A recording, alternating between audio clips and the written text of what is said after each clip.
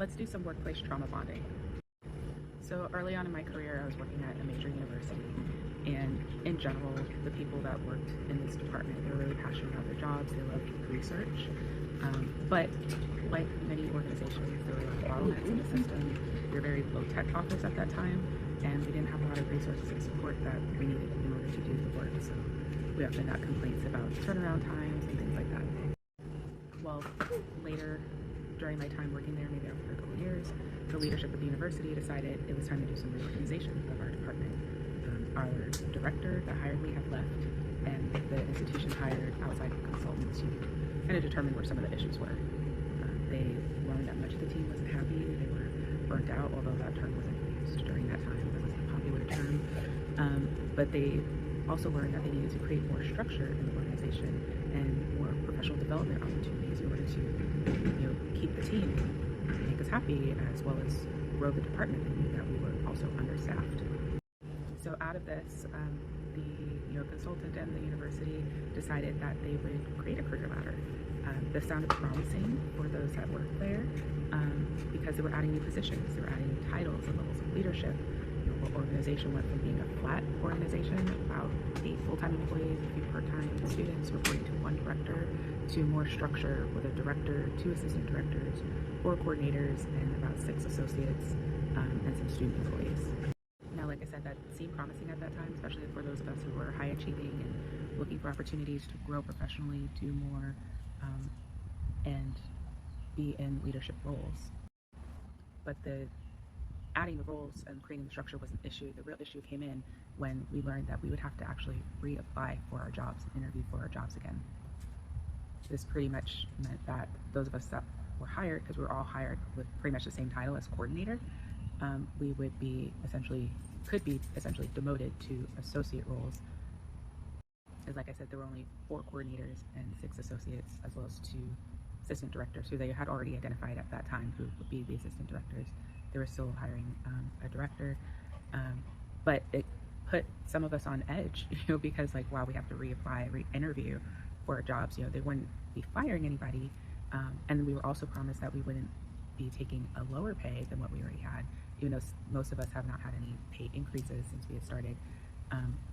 But we were promised that we would at least stay or maintain the salary that we had, even though we would be potentially taking a lower title and pay grade. So basically that also means that if somebody leaves, which this did kind of force some people out because it was distressing, especially for those who are older, closer to retirement. They're like, I don't need this, right? I don't need to be here. I don't need this job at this point in my career.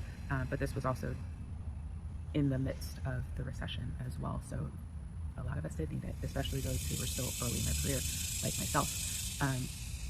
And so it kind of made us uneasy, like, okay, now I'm potentially applying for a role. I could maintain my same title, same job responsibilities essentially, but the addition for the coordinator role was now you'd have a supervisory responsibility. So all the associates, or you'd be assigned associates based on what area in the department you worked in, those individuals would be reporting to you. So that, I guess, justified the pay increase. But now the associates would be still doing the same work they had always been doing, but not supervising anybody. And so, like I said, it just kind of created some friction for a lot of people. But those of us who had planned to stay, we went in, optimistic. We requested or had an idea of the titles that we wanted, which obviously most of us wanted the coordinator role because it did promise for an actual pay increase, something we haven't had, as well as some other leadership responsibilities, which was the supervisory aspect. So at this point in my career, I had already been working there for a couple of years. I already finished my master's degree. I was doing a lot of training within the office. I had attended a couple work-related conferences and actually did conference presentations where I was presenting some of the research and work that we've done. So I felt optimistic, like, yeah, I'm a really great candidate for a supervisory role. And I went in, talking about the work that I'd done, talking about my leadership experience, excitement around training and education, because that was always been a passion of mine. But I also went in talking about how I liked technology and science and data, and doing the research and managing data, which ultimately I guess was to my detriment because I was a little too excited, more excited than anybody else in the office about data and technology. So after everybody interviewed, I don't think it really took them too long to make the decisions. I think they were trying to move things forward pretty quickly. I was given like a database associate role. I don't remember the exact title, but it was the database, and it was an associate, it wasn't a coordinator, it wouldn't be supervising anybody. But I think at the time I was actually reporting to one of the assistant directors versus one of the coordinators, so I don't know if that made anything better, but I was still associate, still didn't get any increased salary. I did get a little bit different work, but it definitely undermined and kind of devalued the work that I already did, as well as putting me on this kind of path of things that I wasn't really trying to do at that time, but still tried to be optimistic about it because I knew that's where I had to be at the time. And like I said, it was during the recession, so jobs weren't really coming very easily or quickly, not at a state university. But I ultimately say all that to say that that whole experience is essentially my backstory to why I do what I do today. Because great employees don't leave companies, they leave with bad managers, and they often don't feel valued, respected. There's often a lot of situations, workplace trauma, that cause people to leave, and there's a lot of things that can happen in the workplace that shouldn't happen. And I have lots of stories.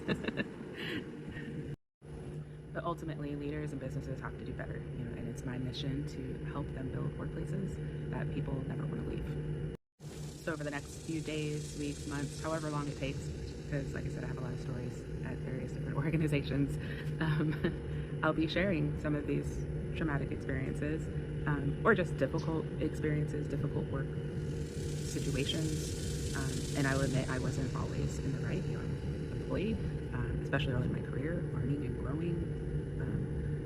But there were also some injustices, and I want to talk about them. And I want you to share your experiences as well, so we can bring some of these things to light, and we can improve the workplace, improve as employees, as well as learn some helpful tools to help us manage through these situations, because it's not always as easy as, oh, I'm just going to quit and up and leave. Many of us are not in that situation, and definitely through those periods of time, majority of my work life, I was not in the situation where I could just say I quit and I leave.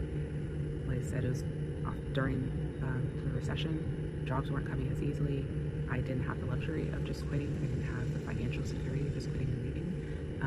And a lot of workplaces know that, and they use that to their advantage to take advantage of their employees and their team members.